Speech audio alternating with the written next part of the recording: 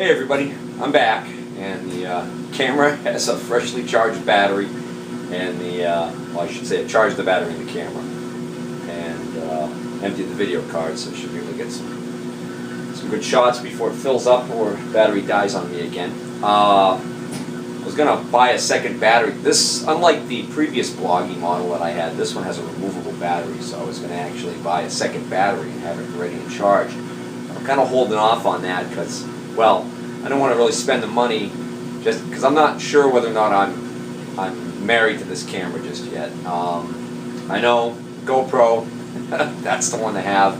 I've got a few people telling me, really would love to see me get a GoPro. The thing is, it's an expensive camera, and every time I think about maybe pulling the trigger on one, I think about all the other things that I could be using the money on. Been pricing in-frame rebuild kits for the 6-cylinder diesel engine in the Oliver, and that's around $1,000.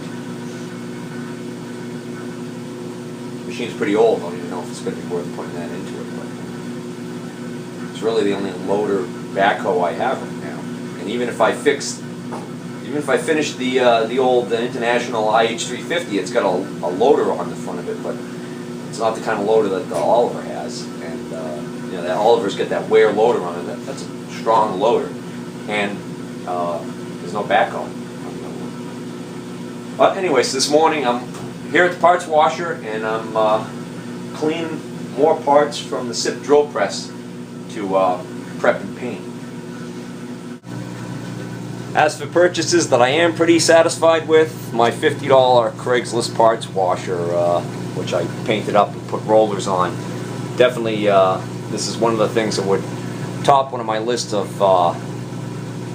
purchases that I certainly don't regret. This is already come in extremely handy on several different occasions. So this morning I'm just cleaning up some of the Sipp parts that I can prime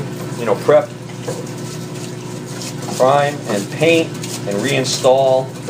Mainly, I want to get all of the parts that have to do with the elevation of the knee assembly back in place, so that I can put the knee back on the base. So it's one less thing I'll have here sitting on my shop floor in the way, because I got to start doing some moving. I got to move my big workbench over there to another location because I've decided that's probably where I'm going to put the index mill, and I want to get the index mill down here sooner than later. Although we just started the month of June, which means that my basement is starting to get damper because the heating system is off for the season. So I am going to have to start running my dehumidifier. And I am already seeing some flash rust on some things that I had previously cleaned, like that weird surface plate looking thing. But anyways.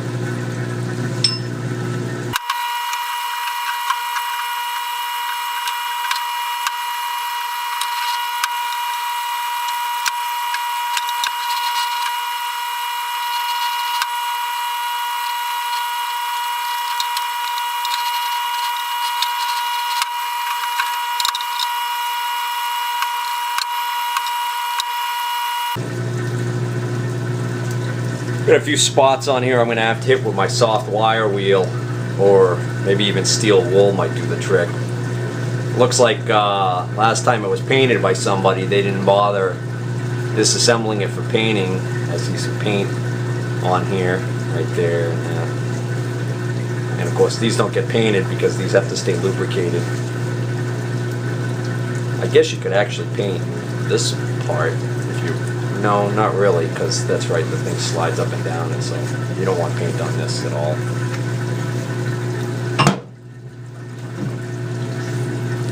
This right here, obviously, this is something I can do in a matter of a couple of minutes on the wire wheel. I just want to get the grease off so it doesn't clog the wheel up. Looks like I got most of that off.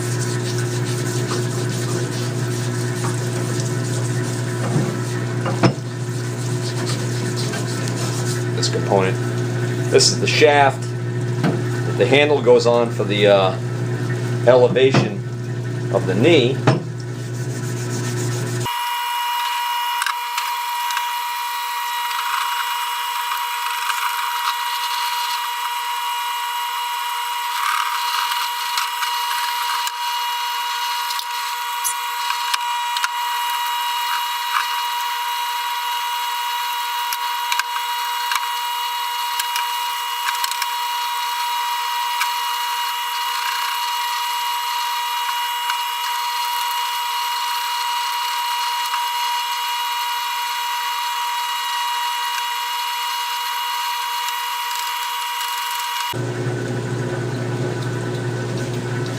These cups right here were filled with grease, which makes no sense because the all that did was block a hole in the bottom.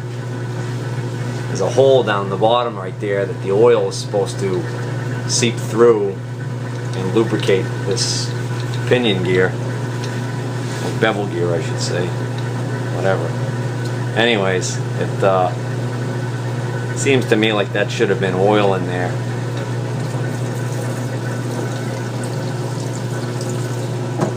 Can't exactly consult my owner's manual because if there ever was one with these, the machine's pretty rare.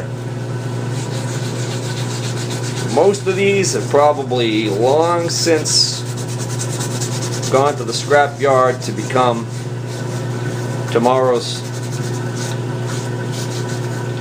I don't know, patio furniture or Toyota rear ends.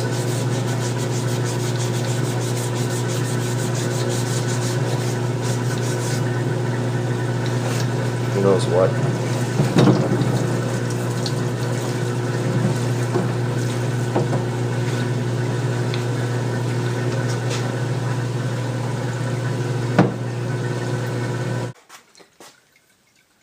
Well, I like the way everything cleaned up for the most part, especially these assemblies here that I cleaned. Now they move really nicely on these shafts, so that's going to be a big help as far as fixing the belt shifting mechanism. And of course, the big problem that I discovered with this that I didn't notice when I was buying it was this cracked casting. And you know, a few weeks ago, or a couple months ago, I would have really been disheartened by the fact that this is broken. But now, I don't have it operational and online yet down here, but as soon as I get the milling machine down here, seems to me like we get a perfect opportunity here to put the new the TIG welder and the milling machine to work together to fix this. I'm already thinking about how I'm going to attack this.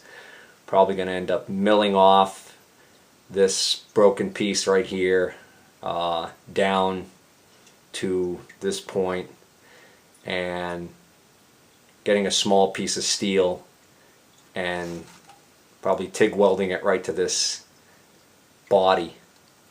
And it doesn't have to look exactly like this one all rounded on the outside.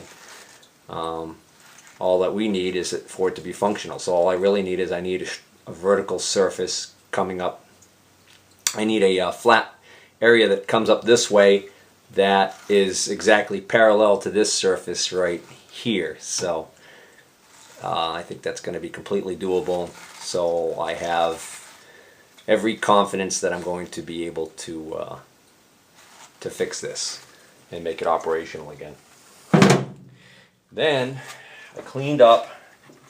This is that funky multi-part bearing assembly, and I cleaned this up really well so I could see any numbers on it. And I'm looking at it, and the only thing I see that I don't like is there is a groove, or there's a wear area here where the balls have worn. I cannot detect a groove with my fingernail, which is a good sign. So I think what I'm going to do is I'm going to see if I could source this bearing and get a price on it. And if it's not prohibitively expensive, I'll just replace it.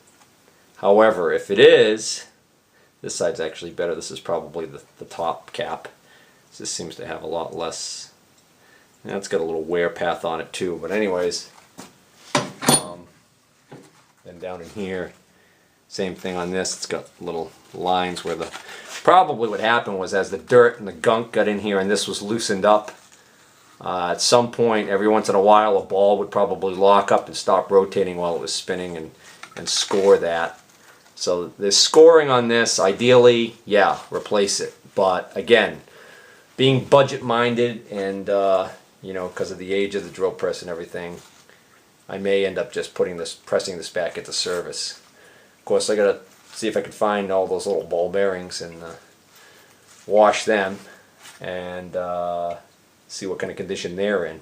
But even if those are bad, I might be able to just get replacement balls and put them in this race and see how it works. Let's see if I can get any numbers off of this. This side didn't clean up as well as this side. These other halves here, so far I see no numbers on them whatsoever, but I'm thinking maybe the number is on the centerpiece somewhere, and because it's probably replaced as an assembly, maybe that's why there aren't any separate part numbers on each part. At least that's what I'm hoping. I had all but satisfied myself that there were no markings on any of these parts. And then I took another look at this part here and realized that this side looks pretty good. This side right here, it's got a lot of scoring on it, and it's got some material that wasn't cleaning off. And I think what's going on here is that when this was loose, this whole inner part somehow ended up spinning and getting in contact with something that it wasn't supposed to. And I almost think I can just see a ghost of something on here, but I can't be positive. So I'm just going to try and clean this up with the soft wire wheel just a little bit. I got a feeling though it's going to probably clean up and remove any remnants of what's there, but I can't read it anyways, even under magnification. It's just barely. I'm not even sure whether or not I'm seeing anything there. That could just be the way it looks.